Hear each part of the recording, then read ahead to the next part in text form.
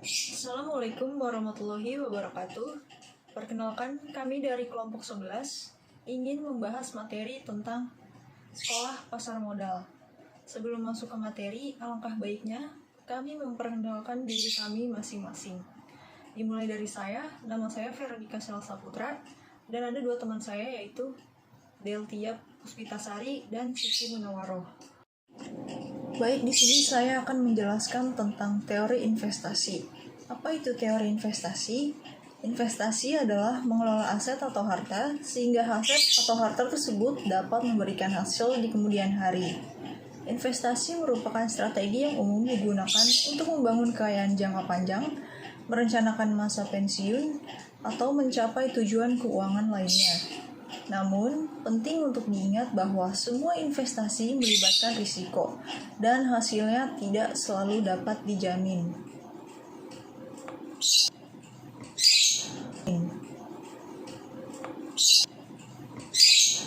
Kenapa sih kita perlu investasi? Karena selain untuk menghadapi inflasi, dengan berinvestasi maka kita akan dapat membuat uang bekerja untuk kita tanpa harus bersusah payah terlibat di dalamnya dan bisa tetap fokus mengerjakan hal lain sehingga Anda dapat menikmati hasil lebih banyak keuntungan di masa yang akan datang. Fungsi investasi lebih dari sekedar menabung, karena dari kegiatan tersebut seseorang dapat memperoleh keuntungan. Selanjutnya, Anda berpotensi mendapatkan peningkatan nilai dari aset yang diinvestasikan. Peningkatan aset yang terjadi secara terus-menerus akan membantu mempersiapkan finansial di masa depan. Di materi selanjutnya, kita akan membahas tentang apa sih pasar modal. Pasar modal adalah pasar yang merupakan sarana bagi perusahaan dan pemerintah untuk memperoleh dana jangka panjang dengan cara menjual saham atau obligasi, reksadana, suku, atau capital market. Dalam Undang-Undang Nomor 8 Tahun 1995 tentang pasar modal atau UUPM, disebutkan pengertian pasar modal adalah kegiatan yang bersangkutan dengan penawaran umum dan perdagangan efek perusahaan publik yang berkaitan dengan efek yang diterbitkannya, serta lembaga dan profesi yang berkaitan dengan efek. Baiklah, di sini ada produk-produk pasar modal. Yang pertama itu ada reksadana. Reksadana adalah sertifikat yang menjelaskan bahwa pemiliknya menitipkan uang kepada pengelola reksadana untuk digunakan sebagai modal berinvestasi. Pada prinsipnya, investasi pada reksadana adalah melakukan investasi yang menyebar pada sejumlah alat investasi yang diperdagangkan di pasar modal dan pasar uang. Yang kedua itu ada saham. Saham dapat didefinisikan sebagai tanda penyertaan atau pemilikan seseorang atau badan dalam suatu perusahaan. Wujud saham adalah selembar kertas yang menerangkan bahwa pemilik kertas tersebut adalah pemilik perusahaan yang menerbitkan kertas tersebut. Imbalan yang akan diperoleh dengan kepemilikan saham adalah kemampuannya memberikan keuntungan yang tidak terhingga. Maksud yang tidak terhingga ini bukan berarti keuntungan investasi saham biasa sangat besar, tetapi tergantung pada perkembangan perusahaan penerbitnya. Yang ketiga itu ada obligasi. Obligasi merupakan surat utang yang diterbitkan oleh perusahaan atau pemerintah. Pemegang obligasi meminjamkan uang kepada penerbit dalam pembayaran bunga reguler dan pembayaran kembali pokok saat jatuh tempo. Yang keempat ada ETF. ETF merupakan dana investasi yang diperdagangkan di bursa efek seperti saham. Instrumen ini melacak indeks atau komoditas tertentu dan memungkinkan investor membeli sebagian kepemilikan dalam portofolio tersebut. Yang kelima, ada surat berharga derivatif. Instrumen ini mencakup berbagai kontrak derivatif seperti opsi dan futures yang memungkinkan investor berspekulasi tentang pergerakan harga saham, indeks mata uang maupun komoditas tanpa memiliki aset fisik. Adapun manfaat pasar modal. Manfaat pasar modal itu ada terdiri dari 5. Yang pertama, sumber pembiayaan. Sebagai salah satu sumber pembiayaan jangka panjang bagi perusahaan dalam mengembangkan usahanya. Yang kedua ada wahana investasi, sebagai tempat investor yang ingin berinvestasi di aset keuangan.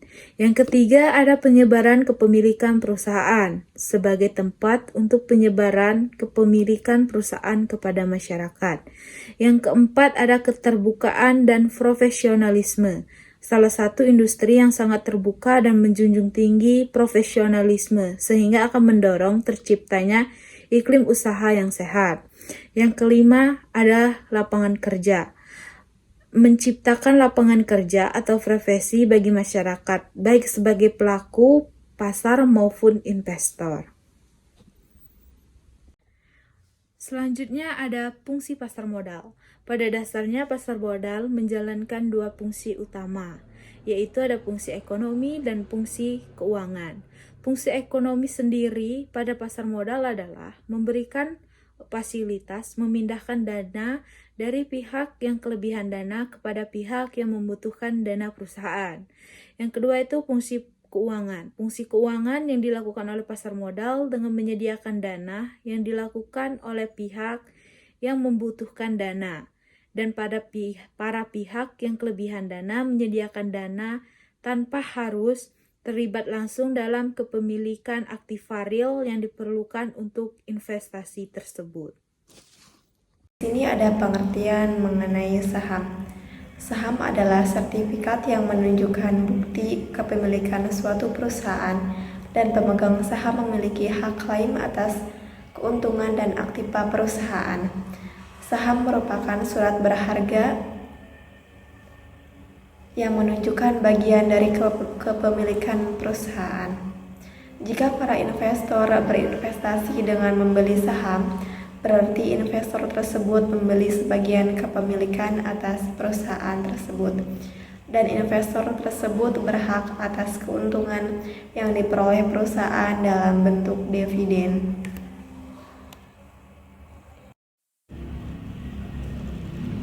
Keuntungan membeli saham. Yang pertama, capital gain. Capital gain adalah salah satu keuntungan yang bisa didapat ketika berinvestasi saham. Capital gain diperoleh melalui selisih harga jual dan harga beli yang ada pada saat investor menjual saham. Terdapat dua jenis capital gain, yaitu satu jangka pendek, dua jangka panjang. Yang kedua ada dividen. Dividen merupakan pembagian laba atau keuntungan bersih terhadap PT kepada pemegang saham berdasarkan banyaknya jumlah saham yang dimiliki. Dengan kata lain, dividen merupakan salah satu bentuk return yang diberikan kepada investor atas investasi yang dilakukan kepada perusahaan. Selanjutnya adalah resiko dalam membeli saham.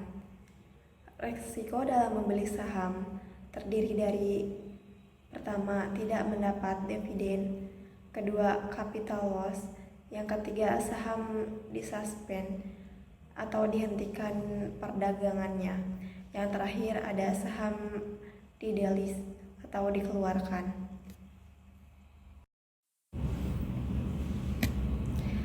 Sekian presentasi dari kelompok kami, kurang lebihnya mohon maaf.